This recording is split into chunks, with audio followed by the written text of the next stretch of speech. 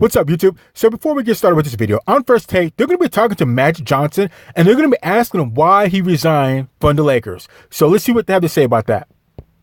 What the hell happened? Why did you resign from the Los Angeles Lakers? Well, it was a couple reasons. First of all, let me thank Jeanie Buss for the opportunity first. When we sat down and negotiated, I told her, I said, listen, I can't give up all my businesses. I make more money doing that than becoming the president of the Lakers. So you know that I'm going to be in and out. Is that okay with you? She said, yes. I said, do I have the power to make decisions? Because that was important for me to take the job as well. She said, you have the power to make the decisions.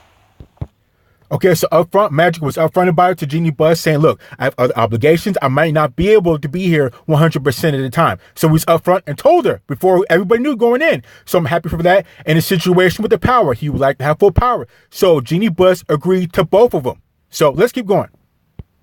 So I said, okay, let's go do it. She said, I'm going to put you with Rob Pelinka, because I didn't know Rob. So she put us both together. First year in, it was tremendous. I wanted the strategy to be, let's get up under the salary cap, because we were way over the salary cap. And I said, let's trade some people, get some draft picks, so on and on. D'Angelo, great guard, but had a problem when Shaggy P and the whole thing went down. So I knew I had to get him out. We made some moves. That draft pick turned into Kyle Kuzma. So we felt good about making that deal. Drafted Lonzo Ball, number 2. I know you're still against it, but yes, we can debate that, because I think he's outstanding all-around point guard. Then Josh Hart. So things got going in the right direction. Mm-hmm. And then I start hearing, Magic, you're not working hard enough. Magic's not in the office. So people around the Laker office was telling me, Rob was saying things. And Rob Pelinka. And I didn't like those things being said behind my back, that I wasn't in the office enough, and so on and on. So I started getting calls from my friends outside of basketball saying those things now were said to them outside of basketball. Now, not just in the Laker office anymore. Now it's in the media and so on. And these are people you trust. Exactly.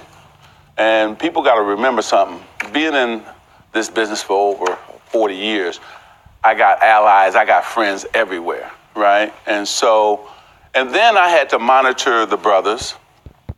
So let me stop Magic right there. So what it seems like it happened is Magic Johnson told Jeanie Buss he won't be able to be there 100% because he has other businesses, and she agreed to that. And he said the same thing about having power. She agreed to that. I think Rob Pelinka knew about the deal between Magic Johnson and Jeanie Buss about him not always being there.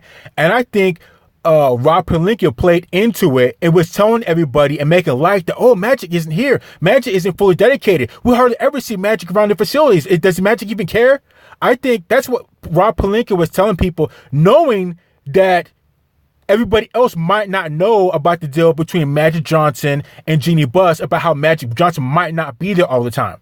I think Rob Pelinka played into that, because Rob Pelinka probably knew that what Magic Johnson and Jeanie Buss, the deal that they had about Magic Johnson not be there all the time. So Rob Pelinka, being the snake that he is, he's out there telling everybody that Magic's not doing his job. He's never around here. Is he really committed? Yada, yada, yada. And it's completely throwing Magic Johnson underneath the bus, because he knows everybody else might not know about the deal between Magic Johnson and Jeanie Buss. That's what I'm picking up for this. That's what I'm picking up. So let's keep going. Because Joey and Jesse wanted more involvement, wanted more power. The Buss brothers. Right. And so I said, I didn't mind doing that, because they're good guys, but also I sat them down and said, hey, listen, I'm going to really help you guys mature and get better. And so I took that role as well, because they felt they should have been, in powerful positions, whether that's the general manager or the president, right?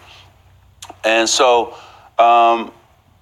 then when those things start happening too much, Stephen A., the straw that broke the camel's back was I wanted to fire Luke Walton. And we had max 3 meetings. I showed her the things he did well and the things he didn't do well. And I said, listen, we got to get a better coach. I like him. He's great. Former Laker, the whole thing. So the first day, well, let's think about it. Second day, okay, you can fire him. Then the next day, no, we should try to work it out. So when we went back and forth like that, and then she brought Tim Harrison to the meeting, some of the guys. And Tim, wanted to keep him because he was friends with Luke. And Luke's a great guy, great guy. He is. And so when I looked up and said, wait a minute, I only really answer to Jeanie Buss. Now I got Tim involved. And I said, it's time for me to go.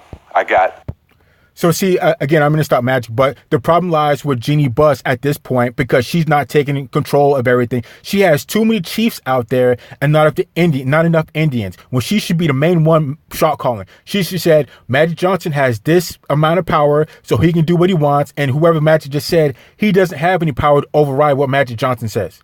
So that's where it should have been right there. And as far as getting rid of Luke Walton, again, it should have gone with what Magic Johnson wanted. Jeanie Buss should have made that call because it's stupid to have Magic have power and not have his own crew and have everybody that he wants. Because everybody knows when a new CEO, a new manager, or a new top dog comes in, they're going to bring in their own crew, their own people. So to have Magic have a coach in there that he doesn't want, that doesn't really make sense. And then having other people be able to undercut, undermine what Magic Johnson has to say, that points to Jeanie Buss. She needs to give Magic full control or nothing. And she has too many Chiefs out there and not enough Indians, if that makes sense. So let's keep going. Things happening that was being said behind my back. I don't have the power that I thought I had to make the decisions.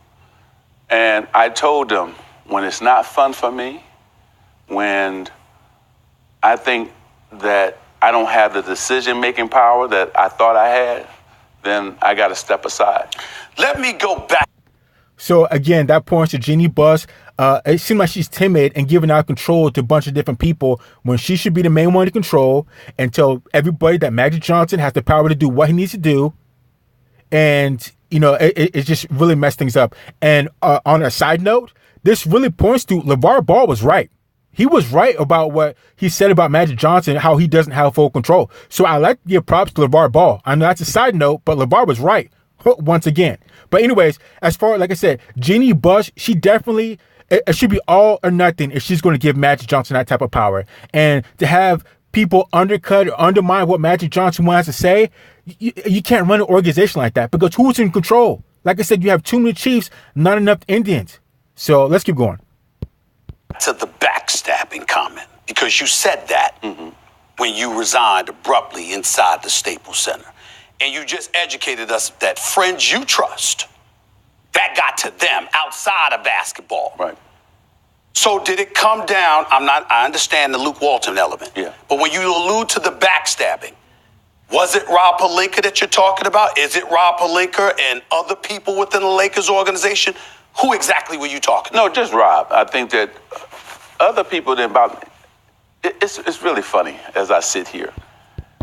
So let me start Magic again. Video is almost over. But as far as, Rob Pelinka, I definitely see it's Rob Pelinka, and it does point to him. He wanted Magic Johnson's job. He wanted to get Magic Johnson out there. So he was throwing him under the bus and saying that he wasn't there. He didn't care. He's not doing his job correctly when everybody else didn't know that the deal that Magic Johnson had with Jeanie Buss and Rob Pelinka was completely playing into it and throwing Magic Johnson underneath the bus because he wanted his job.